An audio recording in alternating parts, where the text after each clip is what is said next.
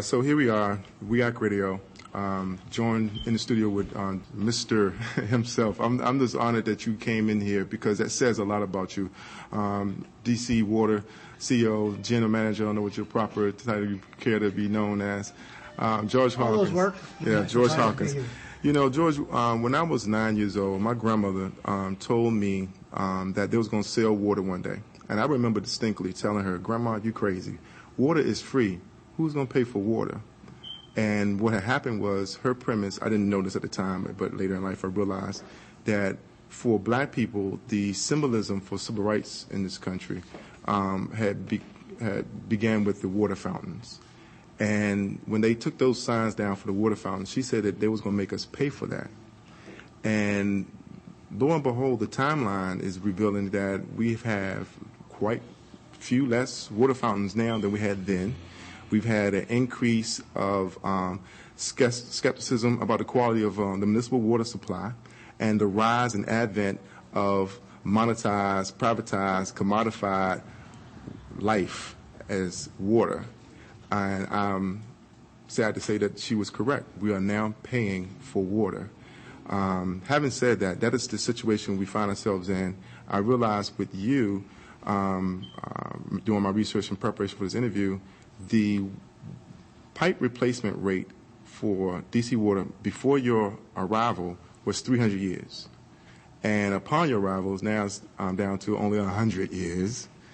But the life of those pipes is only around 75 years. Please correct me if I'm wrong. So there lies the problem. So I open the door with that. And joining us, of course, is Jeff Kennedy, and also the host of Help for the Hurting, Bishop Barnett, who have been following this DC water crisis for some time now. Over 3 months, gentlemen? Yes, absolutely. 3 months. And by the way, I should have said that this show is dedicated to the memory of Damu Smith, environmental justice activist who coined the phrase environmental racism. So with that, I didn't want to spend too much time running a bio for you, George. Everyone should know by now, except for the fact that I know that you used to break dance. We're glad to have you. The floor is yours. Thanks. Really glad to be here. I was delighted to be invited. And I'm really cool, the vibrant energy I feel in this room and what you're doing here. I appreciate it. Yeah, thank you for signing our walls. And honor it. It's the last person to sign our walls was a Republican senator, so that's, the only black one. That's amazing because our radio show brought you here, and I haven't signed the wall yet. Well, I was honored to be on your wall. And the question of the cost of water is something we're very sensitive to. And how I answer that is, in fact, the water is free. The water that we don't get charged to take water off the Potomac, which is all the water in the district is coming from the Potomac. But as soon as it hits a pipe, which is instantly right off of Great Falls where that water is coming from, it hits a piece of infrastructure that goes through a very complex treatment process and then through pump stations and pipes right out to the main in front of this building and then to the line. And all of that apparatus, which is what's delivering the water, that's what costs money. And the unfortunate reality in Washington when I took the helm in 2009, as you correctly stated, is that we had a 300-year replacement cycle on the infrastructure that's delivering this life-giving resource to every single person in this city. And we have a median age of 79 years for a water main. 79 is the median. 75 years is about right for the length of a pipe. That means the median age of our pipes is older than the expected age of a pipe. And half the pipes are older than that. I've got pipes in this city. We've got pipes in this city that were installed before the Civil War, still in operation. So we're very aware that many of our customers have a hard time paying our bills because we've had to raise rates to replace the old pipes, to replace the old pumps, to put in new fire hydrants. We've replaced almost half of all the fire hydrants in the city because they were not working when there were fires. And there's only a few ways to pay for that. You could pay for it under general tax revenue, in which case somebody's taxes will go up, but they won't see the cost of water. It will be hidden in the tax. Or you charge it directly on a water bill, which no one likes to pay, but they see it. It's transparent. So you know exactly how much you're paying to DC Water to cover the costs because it's in a standalone bill that includes drinking water, wastewater, although we call it enriched water, and stormwater. It's all on one bill. You see the cost. You know it's high and it's going up. but it has gone up because of what we're spending the money on, which is trying to get this city back up to a world-class status in delivering this resource to the people we serve. That's wonderful, and George, we understand that, and I don't think anybody would argue with the fact that you have to pay for services and pay for the use or the supply of water. I think sometimes what we don't understand is the complexities that happen between what it costs to maintain and to fix those structures and the monies paid for the water bill opposed to monies taken out of tax dollars, which is supposed to go toward infrastructure, which should help that. So in a sense, what's happening is that consumers or the general public is paying twice. They're paying the water bill, but then the money is coming out of tax dollars. And so maybe more of the tax dollars should be averted toward the water infrastructure and less toward maybe some other area. It's a fascinating idea. Our customers listening to the show will be interested to know that, in fact, we get very little subsidy from the city. In fact, we collect our revenue on our bill and send some of it to the city. Okay. But at small amounts. For example, the city wants us to do a very specific bit of work with fire hydrants. They'll pay us to do that, and that will come from tax revenue. But for the monthly and daily work that we do on water mains, on treating water, that's all covered by the bill itself. Yeah. And you're right, ratepayers are footing that expense with almost no support from the federal government or the local government tax revenue. It's almost all on our bills, and they're quite high. We're very aware of that challenge. And where I should have started was say it is nice to meet you. We do want to say we thank you for being a man of your word. There's not many leaders, and I'm not throwing the city under the bus, but there's not many leaders in the city. It's a big enough bus. That is transparent and that will operate with the dignity and respect in which you've come in to share with the community how DC water operates. Well, I appreciate that. We're certainly not perfect. There are a lot of ways we can improve, but we are a public agency, and I feel like we are the city and the city is us. Nothing we do can be done without the support of the people we serve. Mr. Hawkins, what I wanted to ask you about, and thank you again. I know that the two previous speakers have thanked you enough for actually coming to the studio. So what I wanted to ask you was about the lead crisis from 2001 to 2004 in the District of Columbia. Sure. I know we talked before the show, and I know you didn't arrive to the district before 2007 in a level of responsibility, even though you were working for the vice president at a particular time. When you were appointed by Dan Tangolini and Adrian Fenty back in 2007, the district had probably had, which was described by one reporter as the nation's worst lead crisis in the history of the country. The mayor at that particular time, even before you arrived in 2004, Adrian Fenty had written the Attorney General and asked them to look at this as a criminal matter. Where are we as a city? And what steps have you taken, looking at the Flint situation that we have right now, what steps have you taken since you've been Director of Environmental Services and the Director of DC Water to alleviate some of the spillage and some of the leaching of lead that we have here in the District of Columbia? Great and fair question. I think that securing and protecting the public health of the people we serve is our highest job. At the Department of Environment, I was actually appointed to be the lead for lead issues for the city, so it was an issue very much in my bailiwick. I would admit that where I focused the first 2 years was on lead paint. At the time, the lead program in the city was broken. It was divided among 6 different agencies, and a child who would have a high blood level would go from agency to agency to agency for a response, and it was very poorly managed and run, so a lot of kids were falling through the cracks. So while I was at the Department of Environment, we centralized that. We coordinated every program. We followed every student, every kid every test. We knew exactly how it got passed. We reduced the number of agencies that would touch it so we could have better accountability. And I think we got far better at handling the kids who were being poisoned by lead paint. I've spoken to senators, Senate staff, Congresspeople, congressmen, Congress staff, even myself, as I shared with you.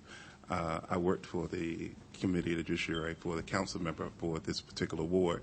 So I was actually working at the City Council between 1988 and 1990 on water issues.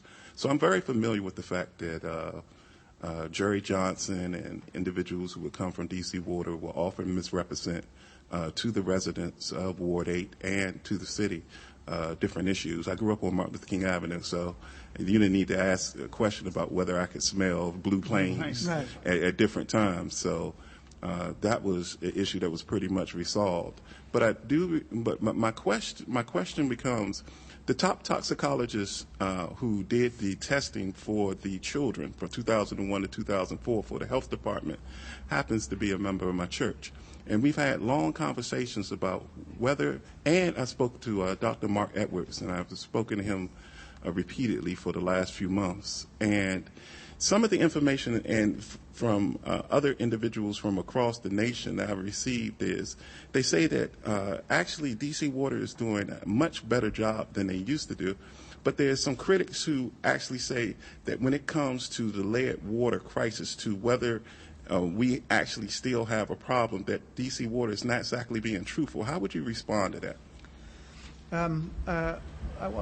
Whenever anyone makes a challenge on something we're doing, I always want to know more about it so I can understand where it's coming from and what it might mean.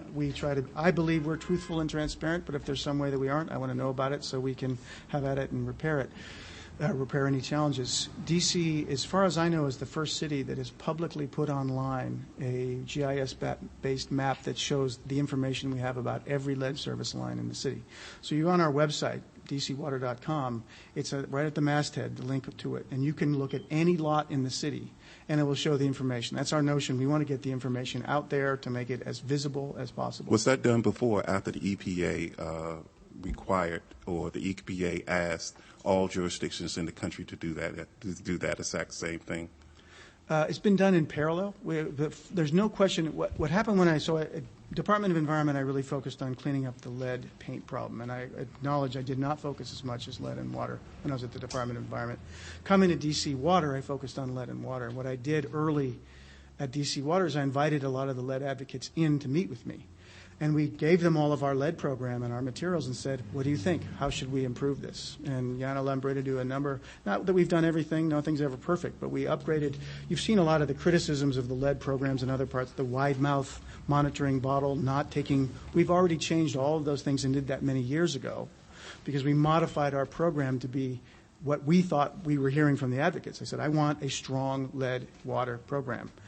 And so that was what we did early on. And the idea of putting all of the records for the lead service lines is one that came back up when the Flint situation occurred and really the visibility came back and we started asking ourselves, what else should we be doing? So it's been in parallel. I think we would have done it anyways. EPA saying it should be done is a good thing, but we would have put that online anyways. That's my instinct, is always to be as open as possible with information. Even though we know a lot of the information, it probably needs to be updated. Yeah. The best way to have someone know that it needs to be updated is for them to see what's true, question it, challenge it, maybe test it themselves. There's things that citizens can do on their own. And all of that has to start with what information do we have, and let's make it easy for people to see it. Right. George, we were also concerned about the collaboration among the governmental, federal and local entities with yourself. You were legislated by D.C. Council as a controlling entity here. However, what we understand is that even though they legislated you as a controlling entity, you really didn't have control because there was a lot of miscommunication and I don't want to say misdirection, but there was a lot of miscommunication. It seems like at one time federal government was in control of the process, and then at another time local entities such as yourself or CDC would get involved.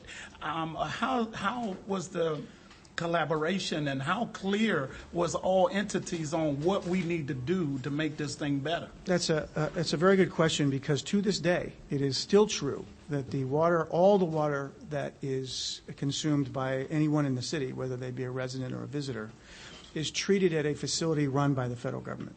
So it's called the Washington Aqueduct. We're very good friends with them, obviously. Most of their funding comes from our ratepayers, meaning you and me. But it is in fact not us. That is a federally run, it's the only federally owned and operated water treatment facility for a municipality in the United States, and that dates all the way back from when D.C. was a federal city. I personally believe it should be directly run by us, so we are directly accountable and actually can make changes there right within our management structure.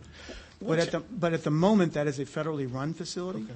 And the main regulator for drinking water in Washington, D.C. is not the Department of Environment. That's the agency I used to run. Mm-hmm. It's U.S. EPA directly. Right. So the EPA, the CDC, and the D.C. Water were in a report in the 2010 congressional investigation by Brad Miller, were found to not give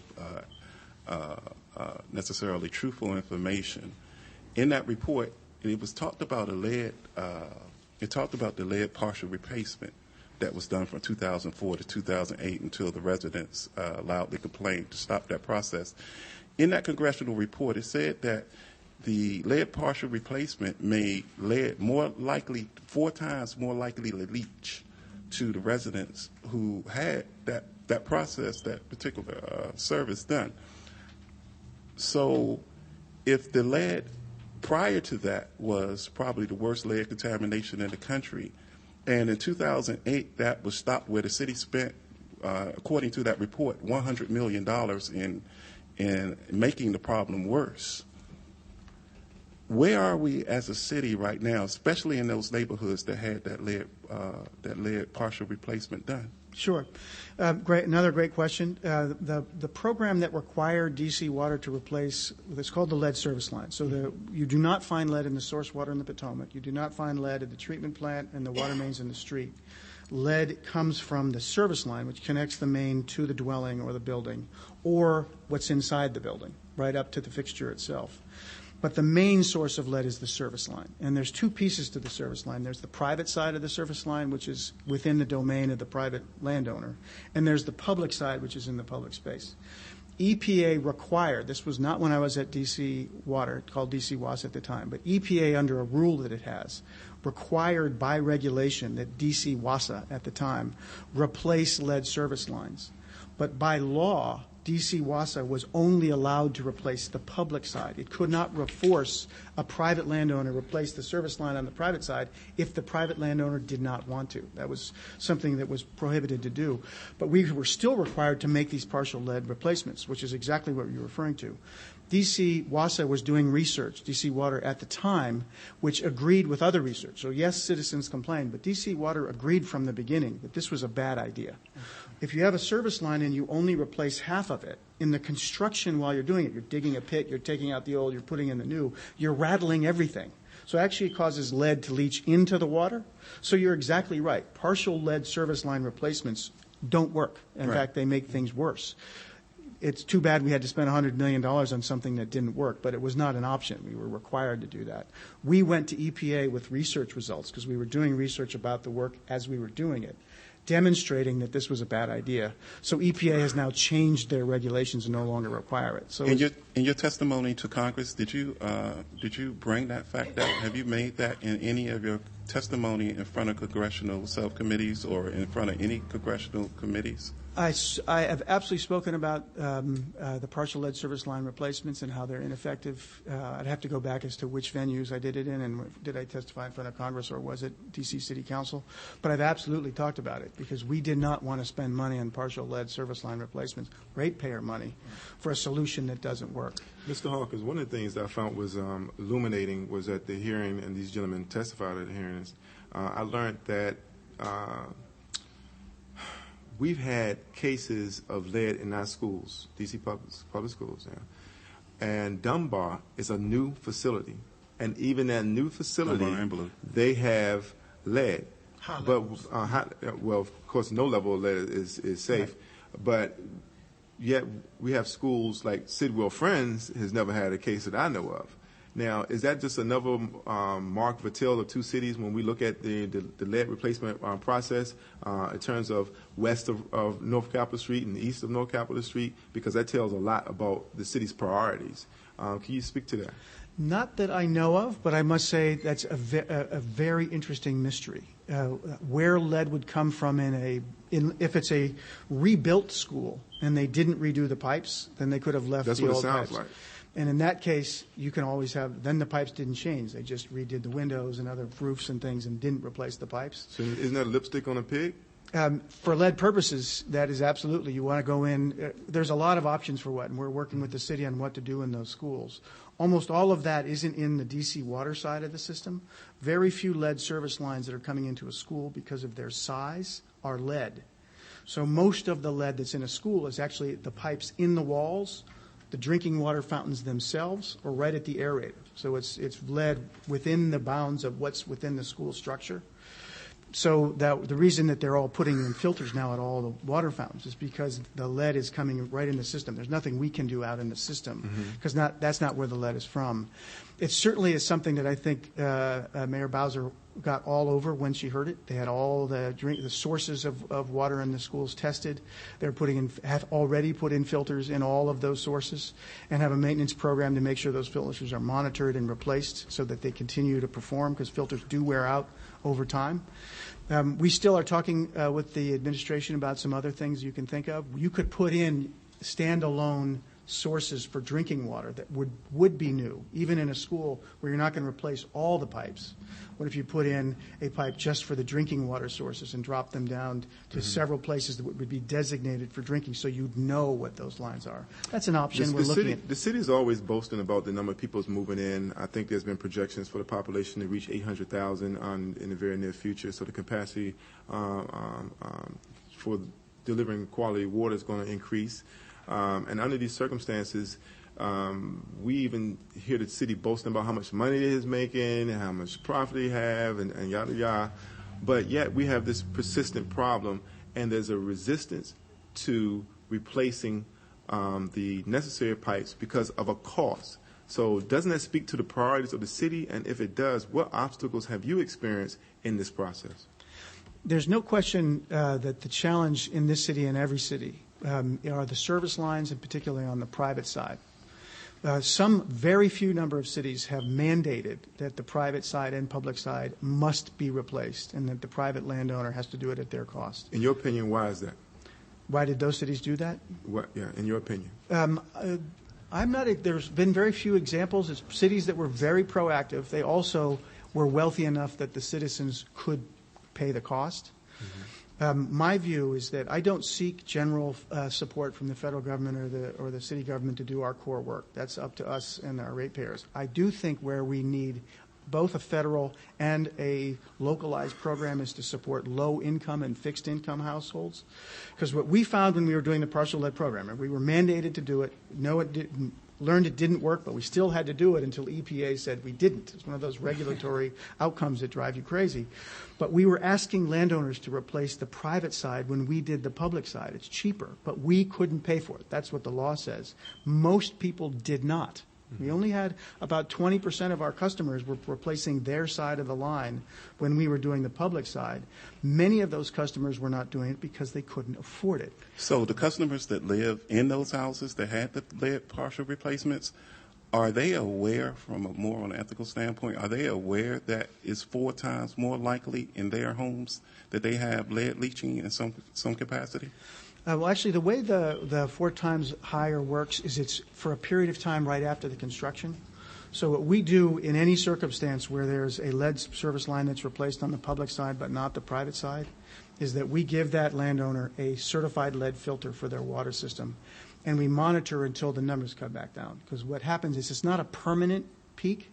It comes from the construction itself, so there's a period of time after the construction where lead is higher, and then it drops back down to where it was before you ever did any of the work ahead of time. Has DC Water notified the customers in any type of written form of the dangers or changes that should be made that would help them toward more healthier life with water? We certainly have a lot of materials, and we try to notify every public meeting I do. I talk about lead and water, and we have a picture that we put on the screen of the private side and the public side. And also, even if we get the lead service line replaced, There's still the question of what about the pipes in the home? There could be lead solder in the home. There could be a fixture that has an aerator that can capture lead particles right at the sink itself. So we have a lot of materials that describe those risks, what a homeowner or renter can do to reduce those risks. We have a lead monitoring program on demand. So any customer who wants to know the quality of the water coming out of their spigot, all they have to do is ask us, and we deliver a monitoring kit to their door, tell them how to use it. We take it back and give them the results. So we do and we put online the information we have about every lead service line, public or private, that we know of in the city. And if we don't know, we say that. We don't know what's true here, and that's because our records are so old. Excuse me for just a moment, gentlemen. We just about out of time in this segment. Sure. We focus on the local issues. When we come back in the second half, we'll be talking more of a national outlook. Sure. We want to get a closing comment from the gentleman here, Bishop Barnett, Jeff Kennedy from Helpful and Hurting, shows at Tuesdays at 11 a.m. here on WEAC Radio. Joining the studio here live with George Hawkins, General Manager of DC Water. I just want to know, what is our outlook of an action agenda that we can participate, get behind, promote, support, and in the words of WEAC Radio, do something. That is where we want to end the conversation on a local frame. What do you want people to do? That's a great question. My view, and I can tell you that Mayor Bowser has shown a lot of interest in this issue and is also anxious to take a leadership role in responding to lead and water. So I think that's a positive. The question is what to do. I believe of all, and we all know that out of the federal government, almost nothing's happening at the moment. But the one area that Shout out to EPA. The one thing that I think everybody should be able to agree on, there is an existing program for low-income heating assistance. I used to run that program at Department of Environment, which is the federal government for a long time has a very successful program to help residents of low income on heating assistance. Why not do the same with water and extend it to lead service lines? It's an existing program. It's been shown to work. It doesn't subsidize everybody because there's plenty of people in the city who can afford to do this for themselves. It subsidizes people who can't afford to do it. And I don't believe a lead risk should go along with income. It ought to be supported. And I think that's something the city can support. I actually believe that's something the federal government, even in an era when it's doing very little, can support, because there's neighborhoods like that all over the country, and we can get support for that step all over the country and do so right here with an example for the Congress and the EPA and the President that sits right down the street. We can make this an example for what can be done in parallel to something that's already been done. This is not new. It's been tried. It has worked. Let's extend what's done for energy to water. All right. So that's it for us in the first half. This has been illuminating conversation. Joining the studio with Bishop Barnett, Jeff Kennedy, Helpful to Hurting, Tuesdays 11 a.m., the General Manager of DC Water, George Hawkins. We'll be right back for the second half. Joining the studio with Latricia Adams from Black Millennials for Flint. And this is WEAC Radio. We certainly want to congratulate you on your newest appointment to the National Infrastructure Committee by President Obama. Thank you, Congressman. All right, and we're back. Welcome to WEAC Radio, the radical side of Martin Luther King Avenue here in the Unabella Nation's capital, Anacostia, the foot of City Hill, the line of Anacostia, Frederick Douglass. And his dying words were agitate, agitate, agitate. So here we are on WEAC Radio, living up to that mantra to do something. Joining the studios again is General Manager of DC Water, George Hawkins, and joining us in this segment, our national segment, is Black Millennials for Flint founder, President, Big Cheese, Ms. Latricia Adams. Latricia, I don't know if you caught what you did catch in the first half, but I'll leave the floor to you. The mic is yours. Sure. Well, first of all, it's so nice to be invited here this evening. One of the things that I would like to just engage with you on is the effects of lead that has historically and could potentially still be present in water as it relates to children. So even though I know that there have been recent things that have taken place as far as filters in all of DC facilities, specifically with schools, how has DC Water collaborated with DC in general to take into consideration some of the irreversible effects that have occurred with students in the district? It's a good question. Where DC, most of our activity at DC Water as a utility is to try to minimize the current level of lead in water, because that's the system we operate and have been for, obviously, for decades. And that's where part of the problem came from early on. And we have a what I would call a state-of-the-art program to maintain as low levels of lead in the system as possible, and to help anybody who thinks that conditions might be different in their own home find out about that and then respond to it. So our focus is, and the good news is that it's not zero, but in our last lead testing report that we submitted to EPA just a few weeks ago, we were at 2 parts per billion for lead in homes that had a lead source. So you pick out homes that have the most likely lead risk, monitor those homes and see what your numbers are. And ours are not perfect, but they're quite low because we're very careful in how we're managing the system to minimize lead exposure. What I always say to every audience that I speak to is that because we're pretty confident that the lead in the main does not have lead in it, does not mean there's not lead in this building or in your home. Mm-hmm. So if anyone's concerned about that, get a lead kit. We will get results for what's at your home for free. We've changed the lead monitoring technique. This was many years ago, as the advocates suggested. So a wider mouth bottle, don't do the pre-flush, all the steps that that you hear now about other cities we've already implemented.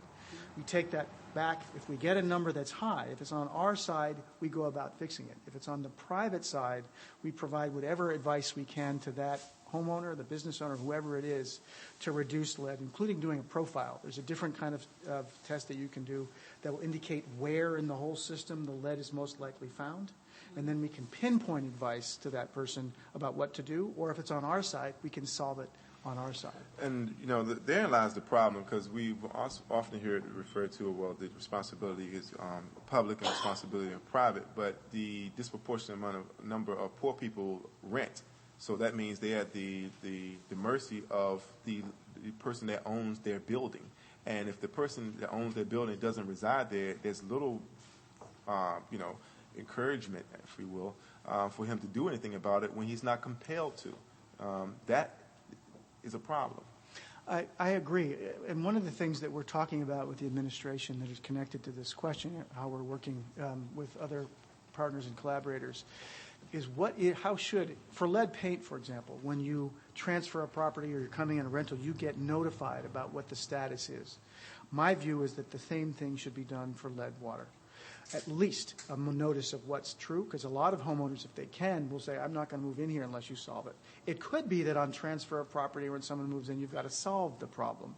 And then you could start building a relatively well-established set of programs that exist for lead paint. Do you have grants or support for those who can't afford it themselves to reduce a source of lead in water that's discovered at some point where there's an analysis of what's being done? Mostly for historic reasons.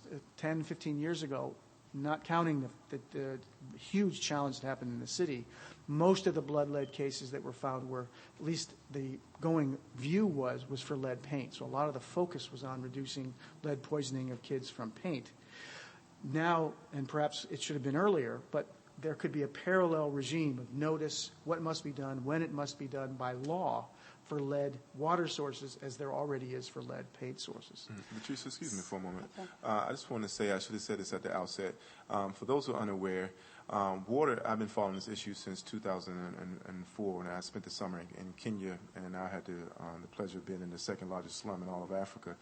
25,000 people died in Africa, Asia, and Latin America simply because they don't have access to clean water.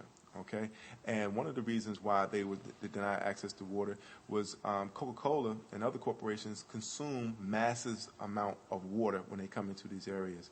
And I was there for 6 weeks. I couldn't drink the water. I wasn't allowed to brush my teeth with the water. I had to use bottled water to brush my teeth. I had to take showers with my mouth closed. So I was uniquely aware of the situation there. Then I come back home, and I immediately noticed just how people throw bottles of water away. We waste a lot of water, and then we see California having droughts, Georgia having droughts, and then, of course, the Flint water crisis brought this to the forefront. Latricia Adams with Black Millennials Flint, she formed that organization when that crisis happened. She's personally responsible for organizing a lot of millennials for bringing relief and aid from the city to their area. So I want to make sure I said that and introduced you properly, and I apologize. Your floor is yours. I did have a question as it relates to community engagement and education. So I'm actually not from the area. I'm a Southerner. I'm from Memphis. But one of the things that I was told as soon as I arrived to D.C. is to not drink the water, right? So my question to you is, what practices or strategies are in place to kind of restore the culture and try to demystify the stigma around water, just thinking about the history of DC Water? And then the second part of that is some of the things that Kimon just named that he did just in daily practice when he was in Kenya. What are some things that you would suggest to DC residents with potential lead sources in their homes? What education practices are in place to protect citizens of the district? And the answer to the first comment you made, it saddens me that someone would tell you not to drink the water when you came here, and that's on us. In the nation's capital. In the nation's capital. I want the people who live, work, visit, for any reason are here, coming from all over the world, to have confidence in the water supply. So, and we take that job very seriously. One thing, by the way, we do now that we did not used to do, and one of the challenges in the early 2000s is there was questions of how quickly we notified the public. If we feel there is a risk to public health, and I've done this 4 times since I've been in the job, we'll call the alert even before we know it's true. Because we want our customers to know that if we believe there might be a risk, we'll call it. And we've actually told don't use the water, use water, because we think there might be a risk. Thankfully, to date, all 4 of those occasions where I did it, there wasn't in fact a risk. But our customers said, it was a pain not being able to use the water, but I'm glad that you took our public health as your priority, not on just delivering the water until you were certain there was a problem. Many places in the old days wouldn't tell you there was a problem unless they were certain. Sounds like Flint. But that means you don't do it until you know it's true, and then it's been true for a while by the time you know. And my view is if we've got a good belief that it could be true, because we understand a causation link that would cause it, we should call it, find out, so that our customers know that their public health is our highest priority. So what I would say to you, and like I say, it pains me that you were told not to drink the water. We want people to be confident. But I also say, as confident as we are as the water out in the main, wherever you're living or working, I don't know what's true in that place. There might be a lead fixture or something that's happening. So I always encourage our customers to call in and get one of these free monitoring kits. We want you to monitor the water coming out of your faucet, not some other faucet, not down the hall, your faucet. And we'll give you those results and see what they say. And if there's something that indicates that should be done, we'll help you do those things. For those who have access to the internet, I know not everybody does, but at dcwater.com there's a tremendous amount of information. We do a lot of citizens meetings. In fact, we get invited so often now that we actually can't keep up with the demand, but we have misting tents in the summer. This Saturday we're invited school kids. We go into schools. Everything that we can do to explain what we're doing, how we're doing it, being honest about the challenges we face. It's not a perfect system. It's an old system. There are going to be problems. My view is that people understand. That doesn't mean they're going to be happy about it, but they want to know that you understand what the problem is and here's what we're doing about it. This show being an example of that, coming and speaking wherever we can to tell what needs to be done. What I suggest is, if they have internet service, go to dcwater.com and check out some of the information. Request a kit, and we'll see what's true in your place, whether you're renting or owning, doesn't matter, what's coming out of your faucet. And if we find there's an issue, let's go from there. There's a certain few things that everybody should do, like you can let the water run for a little bit before you use it, so anything that's been sitting in the pipe goes by. Don't use hot water when you're drinking, because that actually leaches lead faster than cool water. There's some steps that everybody can take that are just good protective steps. The best thing, though, is to do a monitoring kit so we can find out what's true in your home at your faucet, and then take that from there. Mm-hmm. And go ahead. I wanted to do a follow-up question. So, thinking about the comment that you made that everyone doesn't have internet accessibility, is it possible, or have you had the experience of actually physically going into the communities, specifically communities where there may not be a lot of internet accessibility, to literally be face-to-face and interact personally with citizens in D.C., really explaining, one, what the potential dangers are, and then also like that encouraging aspect to inform or educate citizens about the path to resolution? We always can do better, and there's always more we can do, but every spring for the last 7 years, I may be the only water utility person who does this in the country, we do what we call town halls, and we do it with the council member from each ward. I've done 72 of them since I've been here. And we invite anybody who's contacted us for any reason, plus anyone else, through ANCs, through anyone who we know in the community, we invite, and I come personally. So I stand in a church basement, a school basement. I've done that, I guess, all right up the street here on Martin Luther King, in a church in the basement. I've stood in places all over. We go where the council member suggests we go, or an ACC, and we take all questions. And I bring our whole office. So in that room, we have all our major offices. So if a question is asked that I can't answer, go to that table. We'll answer you tonight or within 24 hours. They haven't been exclusively devoted to lead. We'll answer questions about anything. You have a question about your bill. You have a question about construction on your street. You have a question about lead. You have a question about chlorine. We're open to any question. But I think you're right. One person-to-person communication is the best. And it doesn't mean everyone's always happy, but they like to know that there's a person that they have spoken to and that they're getting a personal response to the questions they've asked. I'm glad to hear that you're open to questions, because I got 2 tough questions. Sure. And first I want to say that I am aware of the town halls you've had conducted here in D.C. as different wards of the city. Unfortunately, I was unable to make any of those. But I did catch the advertisements for those. I hope you had great turnouts for those. We had more than 500 people come this year. Great. I'm sorry I missed those. I was aware of it. We did promote a few of them ourselves. Right. Hope We that appreciate you could that. continue to do so. All right. Having said that, this water issue, as I mentioned to in the first segment, that is a bus big enough to throw a lot of people under. All right. Now, in the Flint situation, we all know what happened there. Now, is it, in your fair analysis, do you think what happened there does warrant criminal further actions? Prosecutions, because I think the EPA is culpable. I think the government is culpable. I don't know what your thoughts are, so I want to get your 2 cents on the Flint fallout.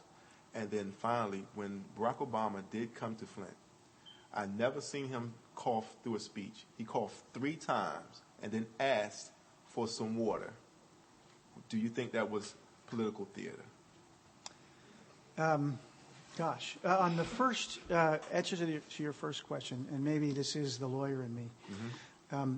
So I don't have an opinion as to whether further people should be criminally indicted or not. That's, to me, a question that really is professional, legal question of evidence versus. Are you satisfied with what has happened? How about that? What I'm not satisfied at all is what happened in fact.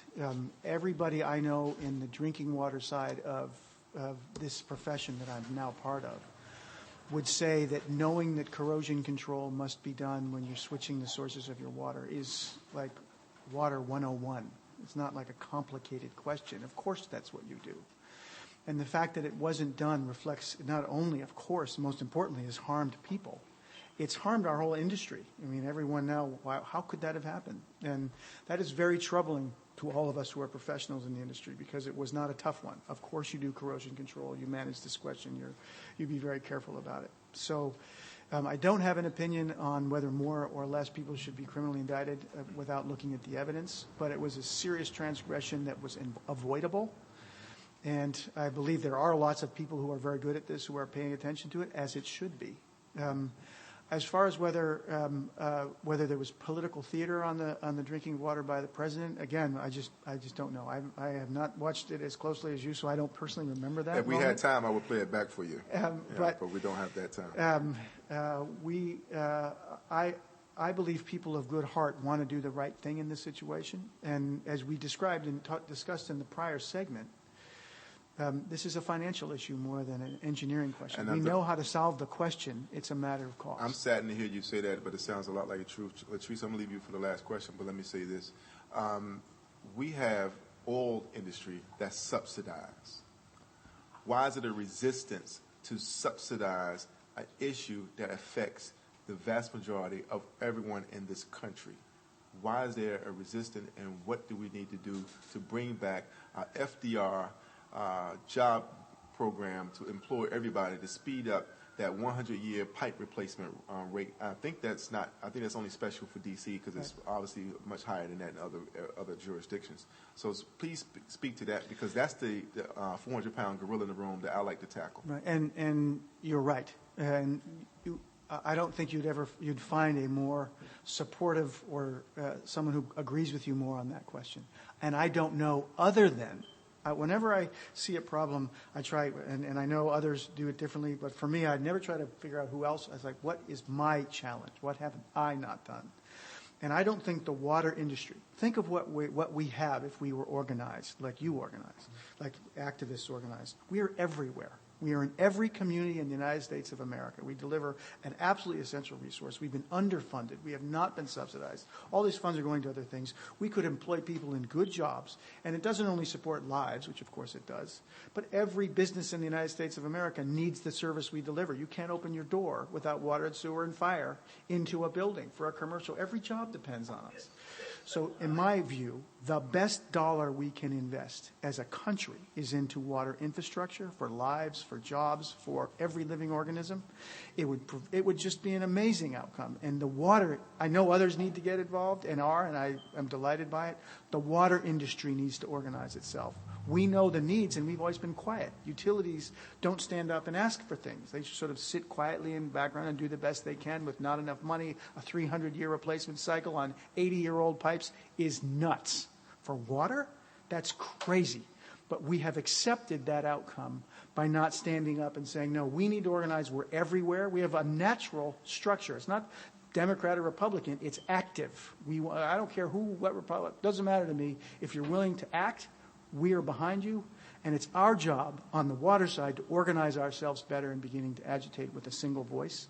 And I loved what you just said. I'm going to play that back to my team and to my industry. They need to hear that. We need to stand up for ourselves as much as we need allies and collaborators to do the same. I think you're right on. Patricia, last word comes for you. Sure. So through this whole conversation, it sounds like there are excellent things in place as far as being proactive and things in regards to prevention. What strategies have taken place as it relates to retroactively addressing some of the issues that specifically, because children are my heart and soul, specifically with children being exposed to lead dating back as far as the early 2000s, how has DC Water addressed that issue more so? And I'm glad that you talked about advocacy. So I understand that there's different stakeholders in the whole water process, but how do you keep people at the core of that? So how does DC Water address the issues of lead poisoning, specifically with children? It's a good question, and I don't have, DC Water as a utility is doing all of its actions to support reducing lead in the system, because that's the system we run. We're not a health enterprise, so we haven't done a lot in responding to health issues in children, other than helping current people who we serve find out whether they have an issue and respond to it. So that is a significant issue, not only here, as you well know, because of the organization you founded. There's hundreds and hundreds and hundreds of cities with this issue. And we've tackled the question of how to manage the system to minimize current risk. We have not of what to do about the health questions. And it's a fair question. And another one that ultimately comes down to cost. Most of the things that we want to do cost money. And what I've been, and maybe, and you're right, the health issues have to be focused on. What I've been focusing on is how can I use the funds we have or other funds that should be there to get rid of the source, get rid of the lead in the system so that we eliminate the risk. But there's a whole other side of the equation that we have not at DC Water focused on, which is the health side, and I recognize that.